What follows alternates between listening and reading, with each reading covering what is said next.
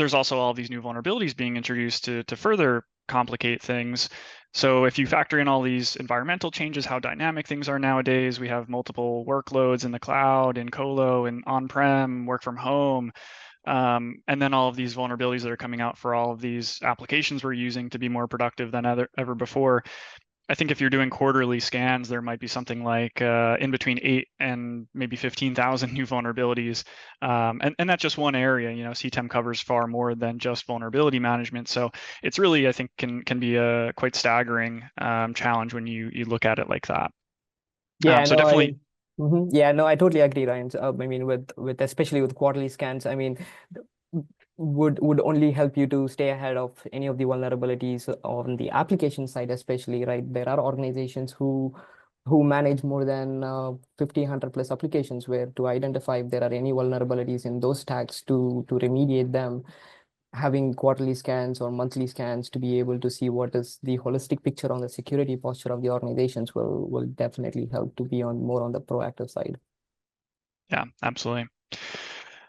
Great. So I want to talk a little bit about some of the core principles of CTEM too. We talked quite a bit about continuous. It's the first part of the acronym there, so quite a heavy emphasis, and that's going to continue.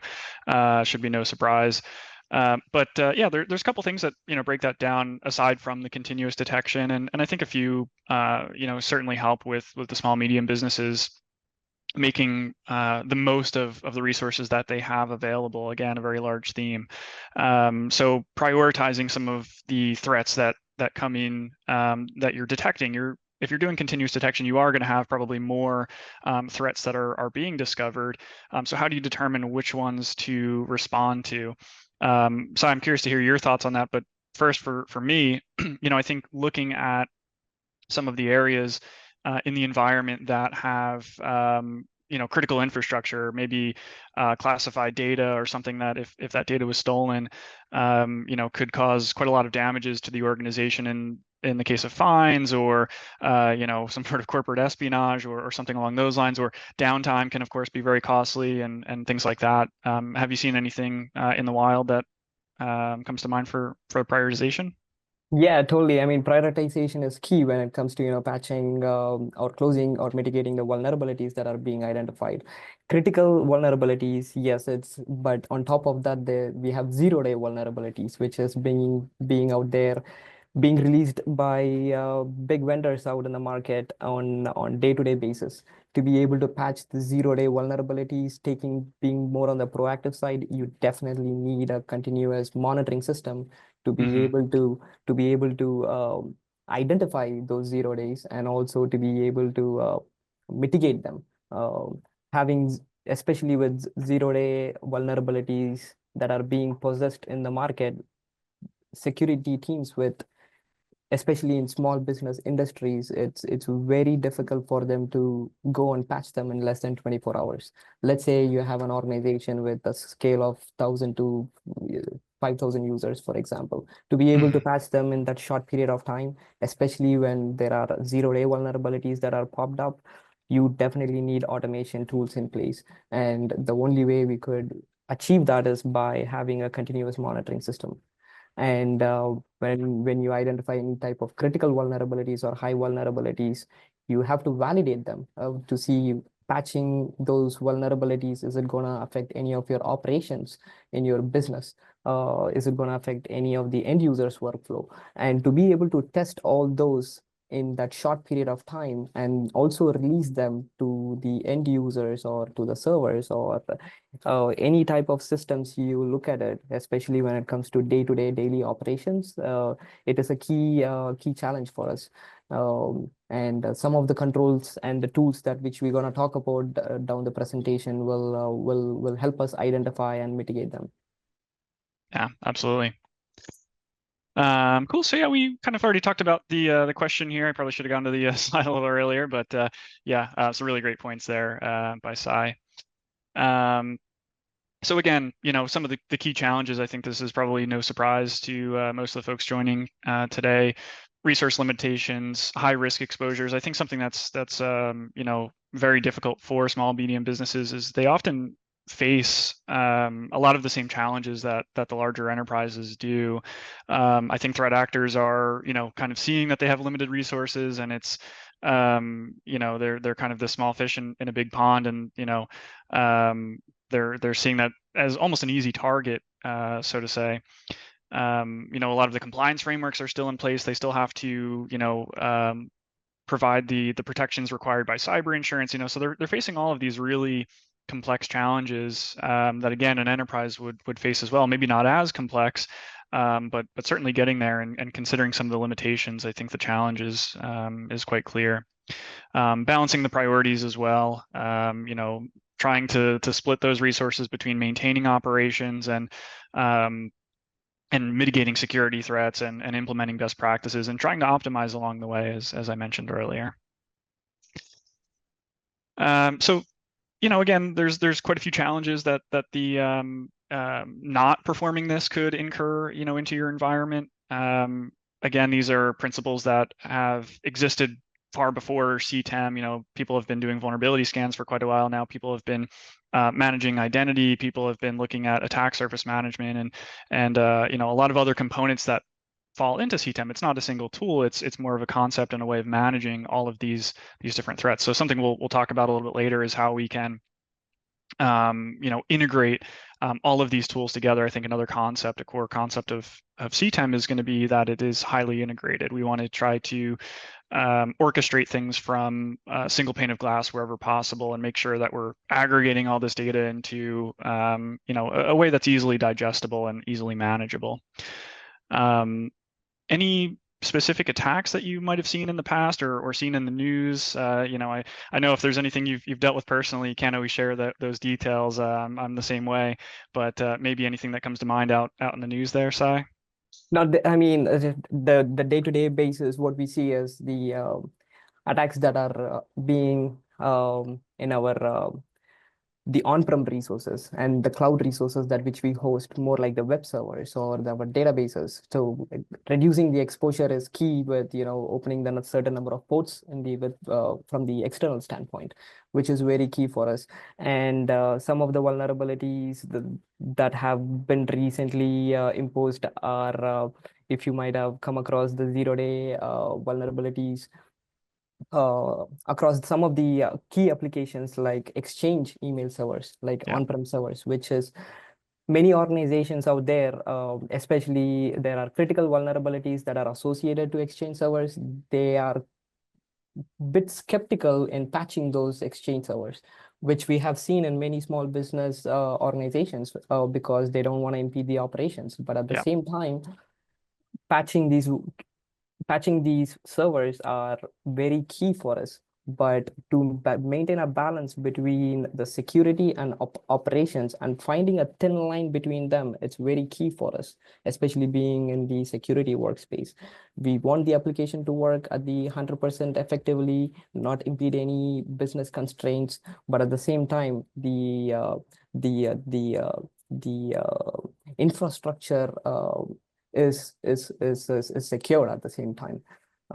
So to mitigate some of those, we are looking for solutions out there in the market where we could find like um, a, a gap where before we patch and also after we patch, where we could find a thin line where the operations are not impeded and not at the same time to have the environment secure. It is one of the key principles where we are looking to find and to be able to adjust in the market. Yeah, that's a really good point. I'm glad you brought up Exchange. I've certainly seen quite a few, ransomware cases as a result of unpatched Exchange servers. I always, people talk about Log4j quite a lot, and for good reason. But when I was an incident responder, we saw, exponentially more ransomware attacks as a result of unpatched Exchange servers than we did from ones as a result of Log4j, or really, I think, any other attack vector. I think either exploitation of the Exchange server, or of course, abusing phishing, or something along those lines, where you're basically compromising a user. But that's a different story, of course. Yep. Yeah, and another really good point too that you brought up there was that, you don't want to bring down the operations. Obviously, with Exchange, that's your, how you communicate. So if you can't do that effectively, there's no business really. Um, and what the threat actor is going to try to do is they're going to try to deploy ransomware. They're going to try to bring down incur whatever damages they can to get a payment or some sort of financial gain out of you. So if you're having to bring down the servers to fix them, what's the difference? I think some people are almost thinking, if they're trying to bring it down and you're bringing it down. But yeah, obviously as defenders, that's kind of our struggle, and trying to convey why those actions are needed. Certainly had a few cases where patching an Exchange server and have to go back to the backups, which no one ever wants to do. So yeah, really good example there. We talked a little bit earlier about continuous threat detection. I think, again, the Exchange examples and the 0 days as well, was another really good example that you brought up a few times there.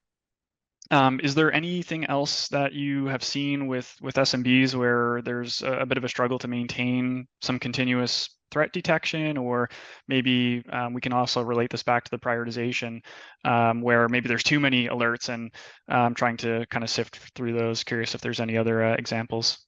Yeah, I mean, when it comes to a continuous threat detection, right, we definitely need to look more on the proactive of the mitigations and also optimizing the resources to be able to mitigate any of the threats that are being detected in a day-to-day basis. Mhm. So with having limited resources, especially in the small, medium businesses, you will have a security engineer performing a risk assessment for you. He'll be also be doing any of the mitigations in there, or enhancing security controls for the entire infrastructure. He or she might be assigned with different kinds of responsibilities and roles where they have to shift and dive in different directions. So as being on the proactive side of mitigating these vulnerabilities, you can optimize your resources. So that's what we are doing as of today. As if my engineer or my security analyst is performing a third-party vendor risk assessments, for example, if you have a proactive approach where you're able to continuously detect threats in your organization, you can pivot them towards where there are critical vulnerabilities that are identified. And we talked about 0 days, and so it could be a high vulnerability that was identified. You can pivot those resources towards them to have them mitigated before mitigating them. Of course, you have to go through your testbed environment, make sure those vulnerabilities are patched in the test bed, test them out thoroughly, end-to-end application testing, where your QAs and BAs will come into play to make sure that the application is working fine. And having these very limited resources in hand behind the scenes in the IT and security workspace, you can definitely optimize them, having tools where they are like continuously monitoring not Yeah. just one source, not just the Windows based server, where you can continuously monitor all the SaaS based applications, or not just the on-prem like firewalls or switches, to make sure that they are uh, they are being um, they are being remediated in short period of time.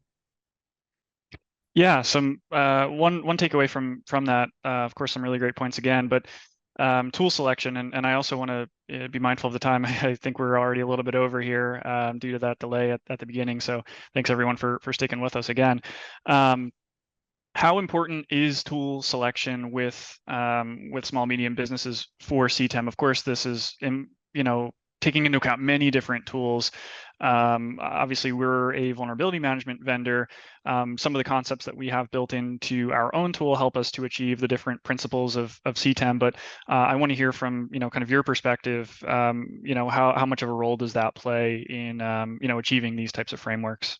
Yeah, I mean, when it comes to tools and technologies to detect these threats, you definitely need advanced monitoring solutions, right? You need a SIM where you can have all the sources pointed to one system, where you can, as you have mentioned few slides before, single pane of glass, and that's Yeah. what the businesses wants to really look at, especially from CIOs, CISOs, or security officers in the organization. They want all the sources to be pointed in one area, and where they can find the threat landscape for the entire holistic picture of the entire organization.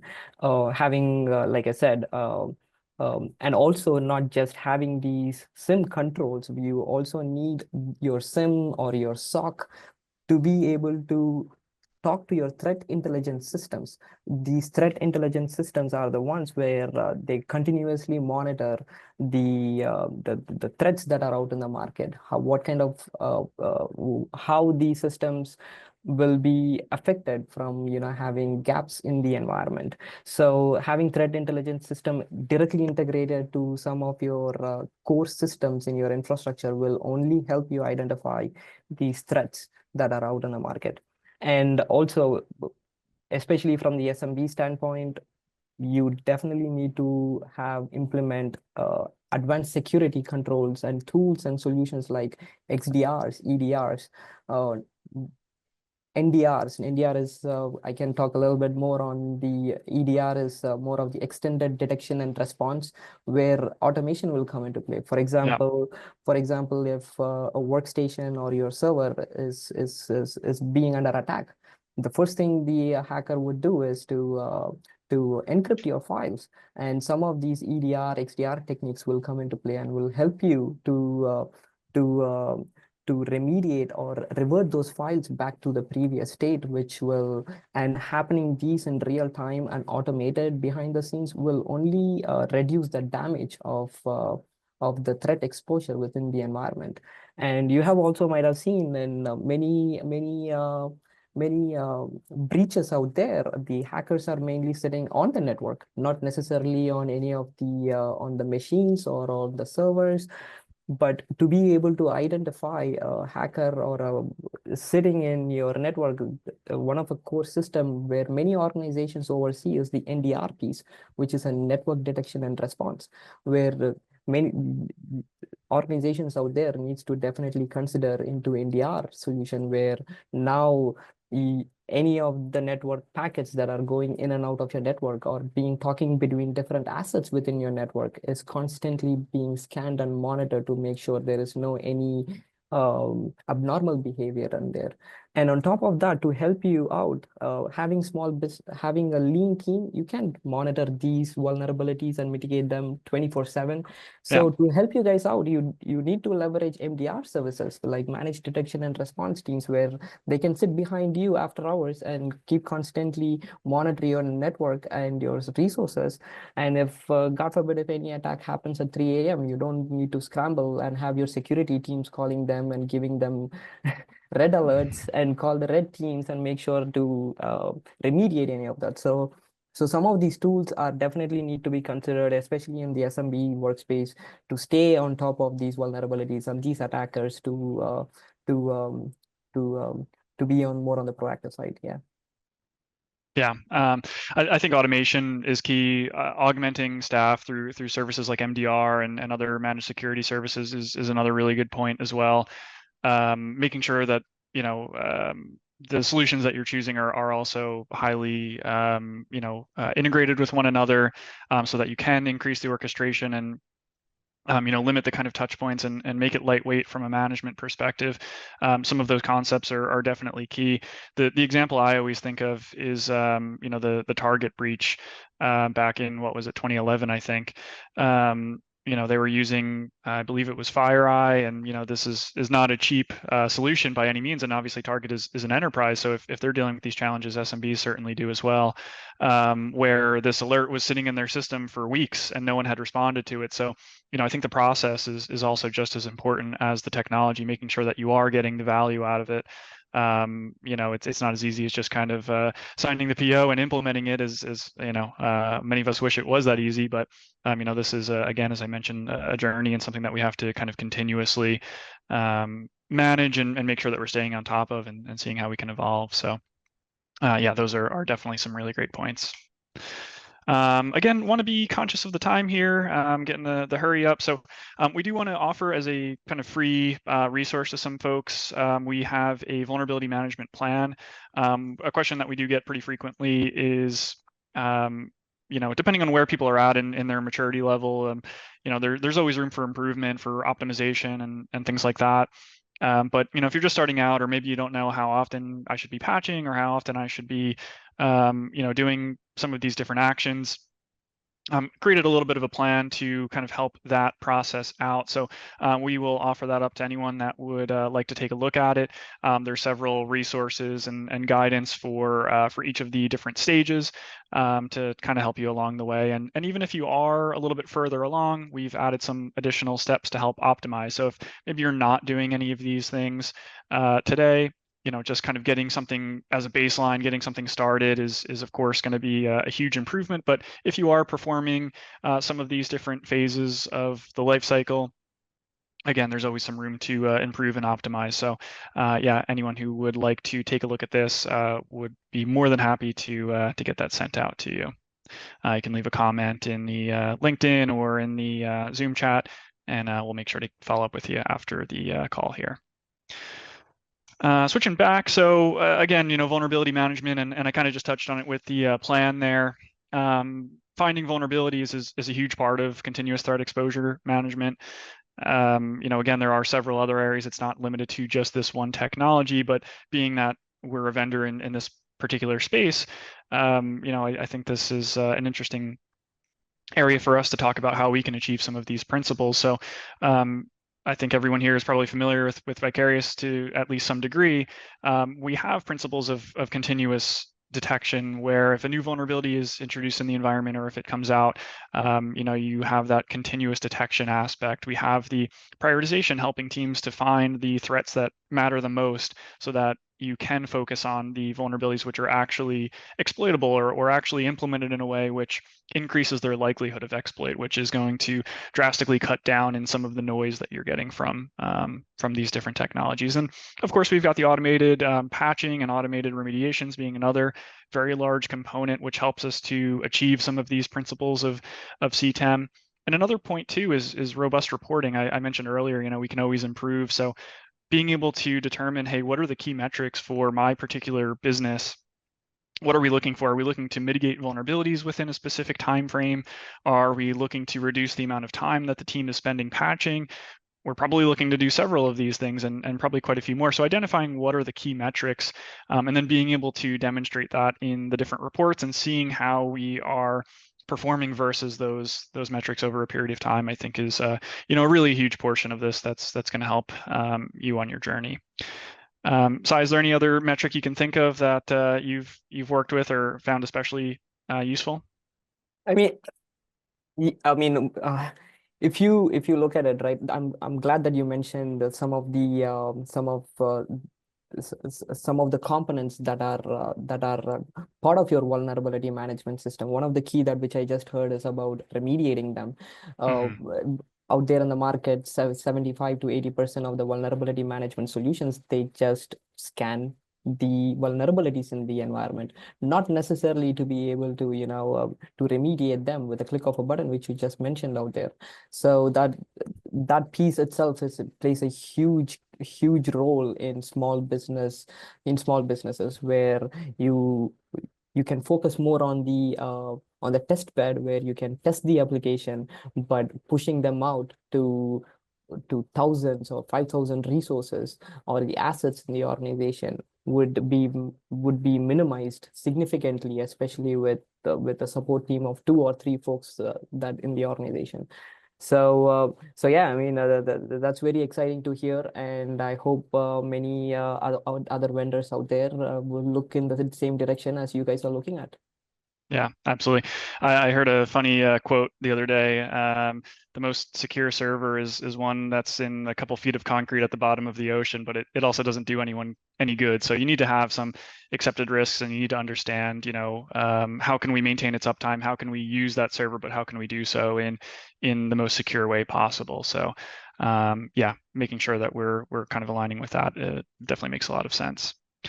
Ryan, I mean, I would also like to, explain a little bit on, how you can implement a CTEM strategy within the organization, right? I would like to just touch base on That'd a be high great. level Yeah. where you need to assess your current security posture, where you should be able to identify the vulnerabilities and understand the current threat landscape of the baseline to improve your security posture of the organization.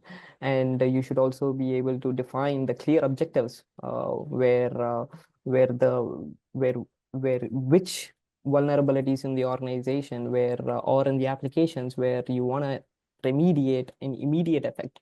That is a key for us. And also implementing the continuous detection systems, and also on top of that, to help you to develop this CTEM strategy, you need automated incident response tools. Many people oversee from the SMB standpoint incident response as not a key factor, but if you develop a robust incident response plan within the organization where your users can reach out to you, whether they are under attack or not under the attack, would play a major role for you to reduce the exposure of the threat landscape in the organization. And also building a security culture within the SMBs where have ongoing training programs from the cybersecurity standpoint. So yeah, you were mentioning some really interesting points about building and maintaining a CTEM strategy, security culture. There's also regulatory compliance risk, getting fined for non-compliance. Some really interesting points that you had started mentioning there. So let's see if we can pick things up where we left off. Yeah, no, totally. Thanks, Ryan. Yeah, I mean, a few things. I stopped, I believe, around the employee engagement, online Yeah, training programs, right? Yeah, security phishing culture. Yeah, security culture, having a robust phishing campaigns in place, yeah. right? Don't go easy on your folks. Be robust enough because the phishing campaigns are getting really highly sophisticated using these AI tools that are being used. The AI tools are being used to make phishing emails even more complicated for the end users to understand if it is an actual phishing email. So having a robust phishing campaigns will only help your organization and the users within the organization to be able to stay on the proactive side. And having that as the culture within the organization. If you see some email that you're not aware of, you have a benefit, don't have even 1% of doubt, reach out to your security team, drop them Yeah. a message. Before an email can always wait. If it is really critical, somebody's going to pick up their phone and then call you. Shouldn't be a problem whatsoever. So, They'll and find a way on to top, reach you. exactly. So on top of that, I mean, you need a leadership commitment. Having all these tools, you need money, but for this, you need a commitment from the leadership team, and to stay in line, focused with bringing in the security solutions into the organization, especially that is gonna help you from the CTEM strategy, is key as well. So making the leadership understand, bringing in these tools, how they're gonna be benefited, right? Speaking in more pure lame terms to make them understand um, the holistic security posture in securing these resources within the organization. And on top of that, yeah, I mean, I don't, you guys might have heard about uh, having same vendor solutions in different areas. For example, firewalls, switches. Back in the day, we used to say, don't throw all eggs in one bucket. They might, if one cracks, everything cracks. But the industry is slowly shifting towards where you want your core systems to talk to each other to prevent any type of lateral movement. Protection is one of the biggest factor. For example, your switch should be able to talk with your endpoint solution. Your endpoint solution should be able to talk with the firewalls and with ZTNA. And having a unified solution that can talk to each other will only help lean and small security teams to stay on top of these vulnerabilities and threats that are out in the market. Um, and once you have these key controls, and when you start measuring the effectiveness of the CTEM strategy, your KPIs will definitely go up. Hmm. And your regular security assessments will the reporting structures will become better eventually by themselves. You don't have to be on the reactive side where, oh, I ran a security audit or I did a vulnerability scan. Now I see a 0 day or a critical vulnerability in one of an application for past 30 days. Yeah. To Once you have these frameworks, continuous monitoring, continuous vulnerability management solutions, and to be able to remediate them with automated tools, these security audits will reflect automatically with zero criticals, zero high vulnerabilities, which will show you a better holistic approach of how you are looking at the security aspect of the systems and controls. Yeah, I've seen some pretty interesting, on the MSA, managed security awareness, phishing points there. I've seen some pretty interesting cases. People closing on a house and a phishing email gets sent and the title agency gets the wrong wire details and there goes their down payment to never be seen again basically. And I've also seen people who have managed security awareness trainings and it's always funny hearing, how personal should I get with some of these phishing trainings that I'm giving them, and you'd always rather find out ahead of time than have one of those situations. Especially around the holidays, there's always different things going around where they're trying to yeah, make it seem like it's something for a big holiday in your area to try to get that like it's going to expire, so you have to do it quickly. So there's lots of different kind of emotional things that they'll play on, and again, you'd rather find that out on your side before you find out the harder way. I'm curious too. So we talked a little bit about getting buy-in from senior management and decision makers and things like that. I think this third point here, the regulatory compliance risk. I think most C-suites, most executives can understand that, and I think in the past that's been a really big driver. It still is, of course, today. I think personally, for CTEM, what's interesting is it gives kind of a lot of people more of a playbook for maybe you're not in a highly compliant sector. Maybe you're not in something like healthcare or again, that title agency is a great one. Of course, there are different frameworks and things they can follow, but there's not one specific to that industry, not that I'm aware of off the top of my head anyway. So I'm curious, having these benchmarks, having this playbook, how do you think that plays into helping getting buy-in with senior management? I think it's interesting to be able to compare yourselves maturity versus what are these benchmarks and what are other people achieving, but I'm curious to hear your thoughts as well. Yeah, I mean, the key is to identify any risk around the compliance side is to have, again, a continuous security management posture solution where you can integrate your cloud resources or your on-prem resources to be able to talk with your security compliance posture system itself, where these systems are automated and they monitor your environments in real time. For example, if one of your engineers or one of your core tech team member is making changes to your environments, not necessarily knowing or not knowingly opening, let's say, RDP port 3389, for example, Yeah, which is it's against a huge it's huge risk from the compliance standpoint, from the security standpoint, but these core systems will help you to identify in real time and send alerts to the core team members and to be able to remediate them. So some of these solutions that needs to be implemented, these advanced tools to be implemented, and which will only help in a larger scale from the regulatory compliance metrics. Yes. yeah, makes perfect sense. So we're always speaking with people as they're evaluating new tools and evaluating our tool in a proof of concept. One thing that we hear quite often in small medium businesses is that they're putting out fires and they're trying to, like you said earlier, you can't bring down the Exchange server to patch it because you depend upon it.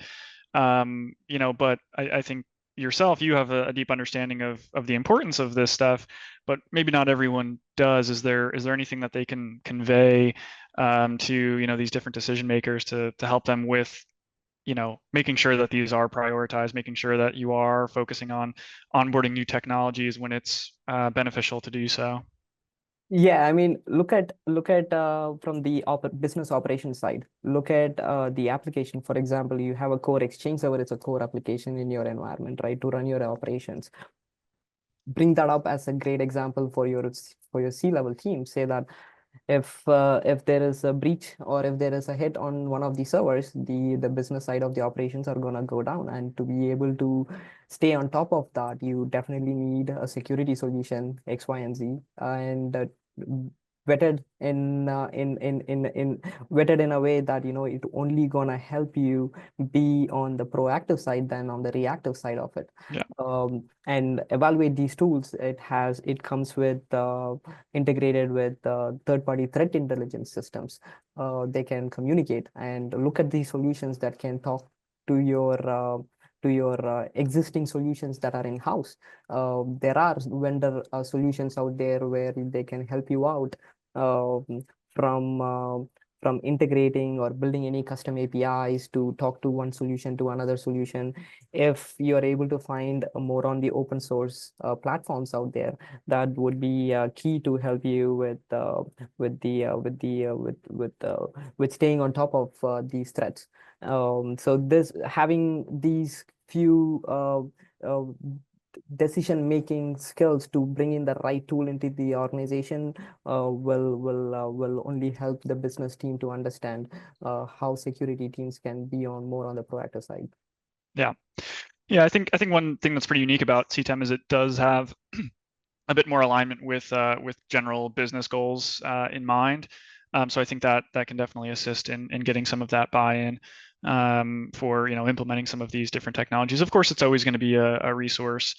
Um, you're going to have to spend resources on it, time, money, your team's effort, all of these things. But the idea is that once you have that up and running, and assuming you followed all of these principles of continuous detection, prioritization, automation, integration, tying together all of these complex workflows and kind of making it into a more simplistic way of managing it, then that should certainly make things much smoother in the long run.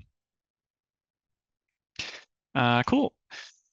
So measuring the effectiveness. So we talked a little bit earlier about determining what are some of the key key performance indicators, KPIs of implementing this technology, and it's going to be slightly different from industry to industry, I think, and even within the same industry, we've certainly seen differences of people what they're looking for.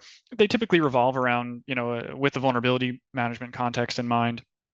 They typically revolve around very similar concepts of maintaining uptime, reducing the time of exposure, reducing the team's effort required to manage these processes. So, I wouldn't be too surprised if everyone here is familiar with some of those and probably some more.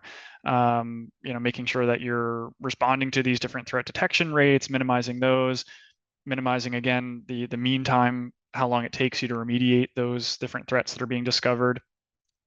Performing regular audits, there's a lot of resources that are available out there. Open source options. There are even, depending on the sector that you're in, there's even some that the federal government here in the United States provide, and maybe overseas as well. I'm a little less familiar there. Understanding the different feedback that you're getting. I think that's part of what Sai mentioned earlier with the security culture, making sure that people are able to recognize some of these things, give them the tools to better understand, hey, this might be a phishing email, or I'm seeing this strange behavior, and getting it to the relevant person. Any other topics there that you can think of in terms of measuring the effectiveness of some of these tools? Yeah, I mean, when it comes to day-to-day business operations and the security, you always need to find the fine line between them. You don't want Yeah, to throw in too many security controls in there and stop the regular workflow, it's a or delicate balance. it's a delicate balance out there. So when you implement these security solutions, poach your end users and get some feedback from them from the functionality standpoint. How especially each user does have a different workflow when it comes to their day-to-day operations. Reach out to reach out to the end users to understand if they're running into any issues, bringing in these core security tools in there, how you can mitigate them, or how you can have the solution, but also, add some exclusions in place, but not necessarily on the global level, but user-based level. So getting these feedback mechanisms from the end users will only help you to tune the security solutions that you're bringing in, but also help you understand and also look at what are the other tools you can bring into your organization that can only help on top of what you have existing solution, considering the threatscape being evolving in on day-to-day basis. Yeah.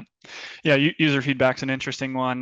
Definitely, I think a lot of these things will be a little bit, I don't want to say abrasive to users, but certainly in my experience, they don't like doing MFA codes and rebooting to install patches and things like that. I've seen some pretty lengthy uptimes on some machines in my day. But I did just see a NIST CSF, I think it was, updates that the password resets every so often was removed from a best practice. So that's one thing in a user's favor where their life will be a little bit more convenient, I think. So, they are looking for opportunities like that. But I think it is important regardless, even if it's potentially negative, it maybe hinders their efficiency, at least a perceived hindrance of their efficiency.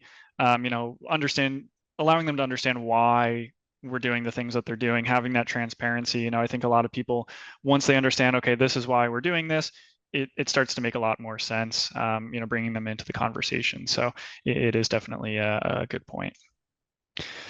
And yeah, I think with that, we'll wrap things up in a few moments here. Apologies for the couple of hiccups, that unplanned intermission.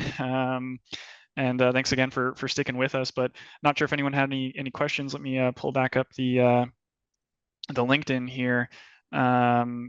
See if we have any questions in the chat. Otherwise, in a moment or two, we'll wrap things up. But Sai, while we're waiting for questions, any kind of closing thoughts? Yeah, I mean, I would like to say just one statement in there is try to look into your organization to stay more on the proactive side rather being on the reactive side. That is key, especially in today's world, especially with how the threats are being evolving on day-to-day basis, and for us to leverage threat intelligence tools, incorporate them. I mean, integrate them within your existing security tools that you have in the organization.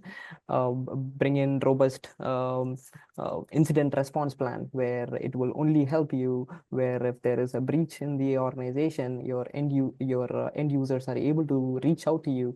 That is also very key to stay on top of these threat actors. So yeah, I mean, if you have any questions or if you guys want to see the workflow how we do at NJII, or from the how we are evolving and staying and being more on the proactive side in the organization, I'll be more than happy to address any of your questions. It's a very generous offer. Definitely, everyone take him up on that. Where can people connect with you? Is LinkedIn the best? Yes, yeah, Okay. LinkedIn would be a great spot. Yep. Thank you. Okay, so we'll make sure to get that to everyone. And yeah, we did also briefly touch on that vulnerability management plan earlier. So if anyone is looking for a little bit of guidance on that side of things, pairing that with the knowledge and insight that Sai has, I think it would be especially valuable. So please do let us know if either of those would be of interest or useful to you.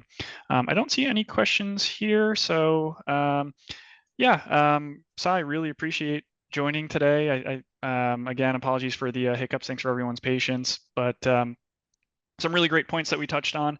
I think that final closing remark that you had of kind of not resting on your laurels or not sticking with the status quo and looking for ways to kind of improve and continuously not just detect threats, but continuously look at the landscape, look at the tools, look at your processes, always striving to get to the next level of maturity and seeing how you can really protect the organization. So yeah, with that, thank you everyone so much for joining. Again, please connect with Sai on LinkedIn, myself over email on LinkedIn. And yeah, would love to continue the conversation. So thank you everyone again, and have a great day.